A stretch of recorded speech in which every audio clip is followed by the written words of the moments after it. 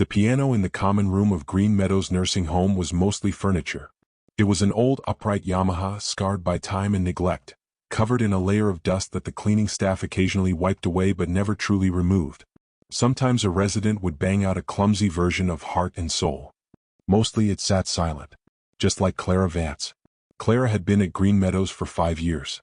In all that time she had never spoken a word. Not, hello, not thank you, not, help me. The nurses assumed she was nonverbal due to advanced dementia or perhaps a stroke that had stolen her voice long before she arrived. Her file was thin. Clara Vance, age 98, no living relatives, ward of the state. She spent her days in a wheelchair by the window, staring out at the parking lot with eyes that seemed to see through the asphalt and cars to something far away and long ago. Before we begin, make sure to subscribe to Soldier Stories so you never miss these true tales of courage. And tell us in the comments, where are you watching from today? Then came Julian. Julian was 19, a music student at the local community college, fulfilling his required volunteer hours. He arrived on a rainy Tuesday with a backpack full of sheet music and an arrogance that only a teenager can possess. He sat at the old piano, blew the dust off the keys with a theatrical puff and began to play Chopin. Nocturne in E-flat major.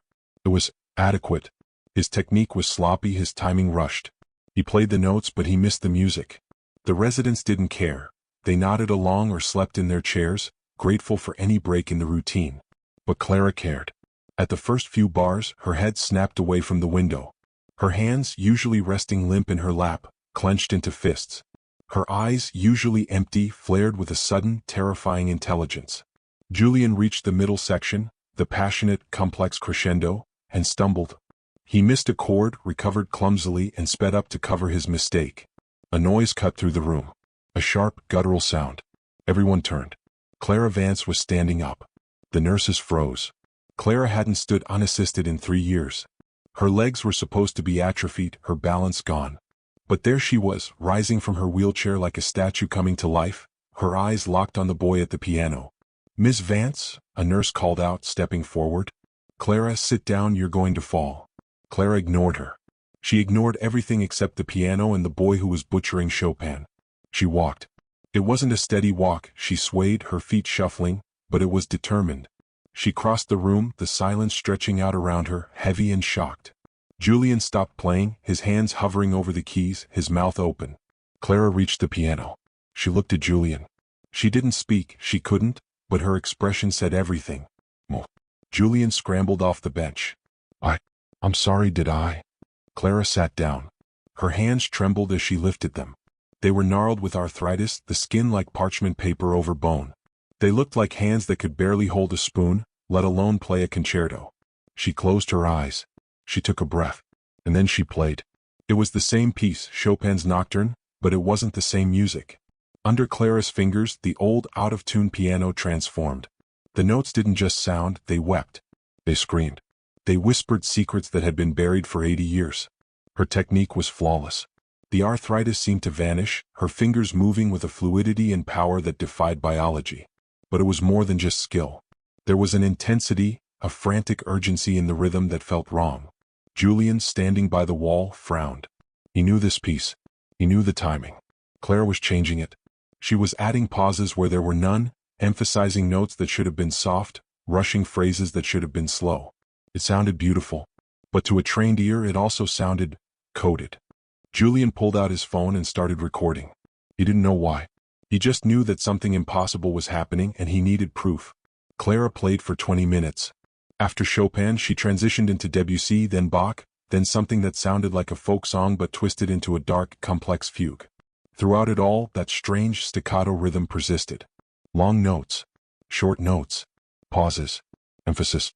It wasn't just interpretation. It was a language. When she finished, she didn't bow. She didn't look at the audience. She simply slumped forward, her forehead resting on the keys, producing a discordant crash that echoed in the silence. The nurses rushed to her. They helped her back into her wheelchair, checked her vitals, wheeled her back to her room. She was limp again, the fire gone, her eyes returning to that empty, distant stare. But Julian couldn't let it go. That night he listened to the recording. Over and over. He slowed it down. He tapped out the rhythm on his desk. Long, short, short, long. Morse code. He sat up, heart pounding. It couldn't be. Morse code in Chopin? It was insane. He grabbed a notebook and started transcribing.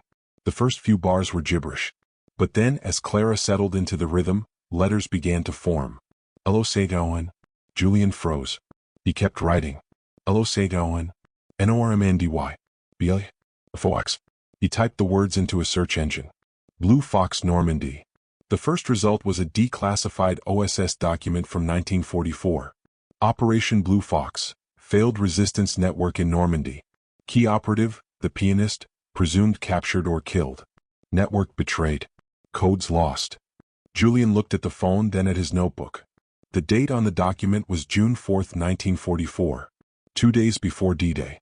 Clara Vance wasn't just playing the piano. She was broadcasting a message from 1944. Julian returned to Green Meadows the next day. He found Clara in her usual spot by the window. She looked frilier than before, as if the performance had drained her life force. Miss Vance. Julian whispered, crouching beside her chair. Clara? She didn't move. I know about Blue Fox, he said softly. Clara's hand twitched. Her head turned very slowly until her eyes met his. There was fear there. And recognition. You were the pianist, weren't you? Clara stared at him. Then, with agonizing slowness, she lifted one finger and tapped it on the armrest of her wheelchair. Tap, tap, tap. What? Julian felt a shiver go through him. You can't speak. Tap, tap. No. But you can hear me. And you can tap. What? Why did you play yesterday? Why that message? Clara's finger moved faster now, a frantic rhythm against the plastic armrest. Julian struggled to keep up, translating in his head. Do what? Foyendi. Who found you? Clara's eyes darted to the door. She stopped tapping. A nurse walked by, smiling at Julian. So nice of you to visit her. She had quite a day yesterday, didn't she? We didn't know she could play. Julian smiled back, his heart racing.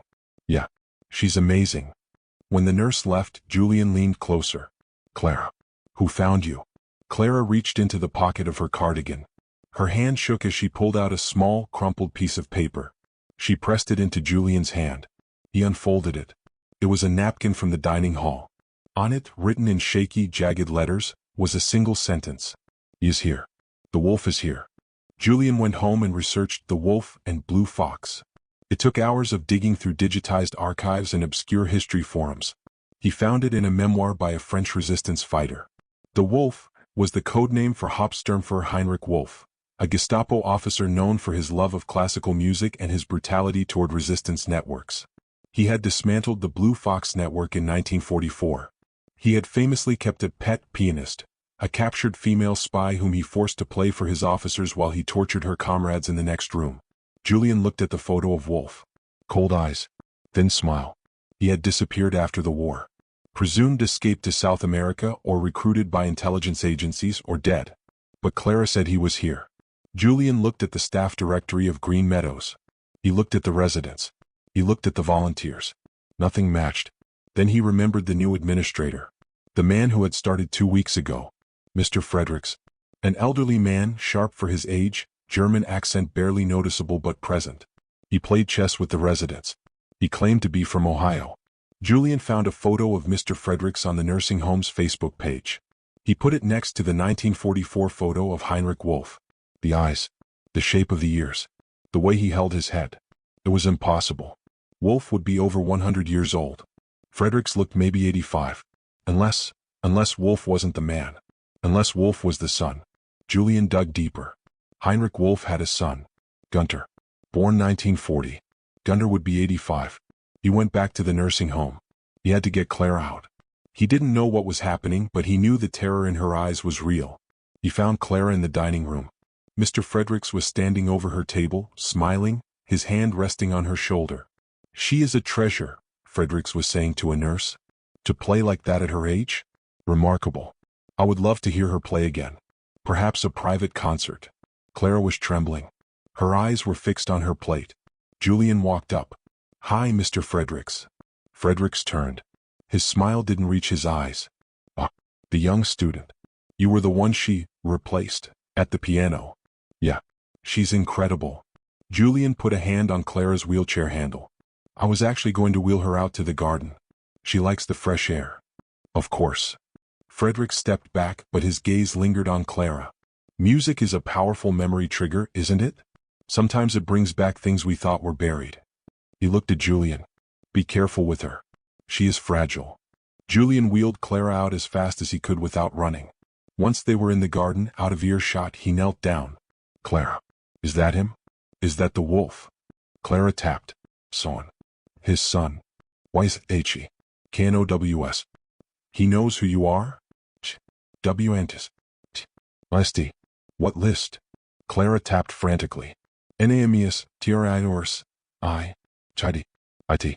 Julian pieced it together. The Blue Fox network hadn't just been destroyed, it had been betrayed. By someone on the inside. Clara knew who. She had hidden the list of traitors. People who might still be powerful, families who built fortunes on blood money. Wolf's son wanted that list. Maybe to blackmail them. Maybe to protect his father's legacy. Where is the list, Clara? Clara looked at him. She lifted her hand and mimed playing a piano. MUSIC. The recording. Julian realized with a jolt. The 20-minute performance yesterday. It wasn't just a cry for help. It was the list. She had played the entire list of traitors in Morse code, hidden in the music, right in front of everyone. And Julian had recorded it. I have it, he whispered. I have the recording. Clara gripped his arm. Her grip was surprisingly strong. Are you in? Julian stood up. But it was too late. 2 orderlies, men he hadn't seen before, were walking across the lawn toward them. Mr. Fredericks watched from the patio door. Mr. Julian, Fredericks called out. I believe visiting hours are over. The orderlies grabbed the wheelchair. We'll take her back to her room. No, wait, Julian said. I'm leaving. I just wanted to say goodbye. One orderly blocked his path. Phone, he said. What? Give us the phone. They knew. Fredericks must have seen him recording yesterday. Or maybe the room was bugged. Julian looked at the gate. It was 50 feet away. He looked at Clara. She was staring at him, her eyes fierce. Go. Julian threw his backpack at the orderly and ran. He heard shouting. He heard footsteps pounding behind him. He vaulted the fence, landed hard, and kept running. He ran until his lungs burned, until he reached his car, until he was miles away. He drove straight to the FBI field office. It took 4 hours to get anyone to listen to him. A crazy kid with a phone recording and a story about a Nazi son in a nursing home?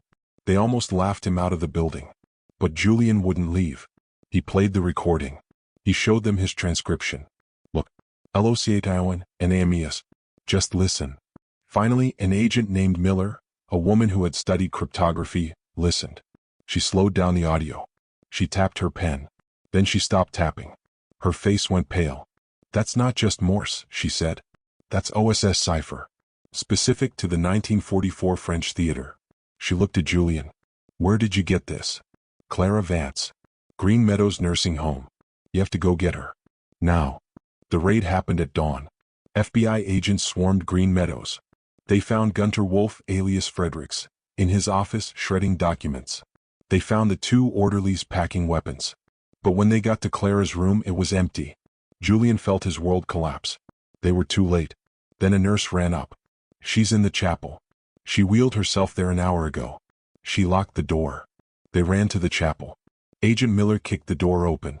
Clara was at the small electric organ. She was playing. Loudly. Triumphantly. The battle hymn of the Republic. But woven into the melody was a new message. Miller listened. SAFE, she translated. SAFE. Clara turned and saw them. Saw Julian. Saw the FBI jackets. She stopped playing. She lifted her hands from the keys. And then, for the first time in 5 years, for the first time since the war ended in her mind, she spoke. Her voice was rusty, cracked, barely a whisper. But it was clear. Did you get it all down? The investigation revealed everything. Clara Vance's real name was Elodie Rousseau. She had been a prodigy pianist in Paris before the war. Recruited by the OSS. Captured by Heinrich Wolf in 1944.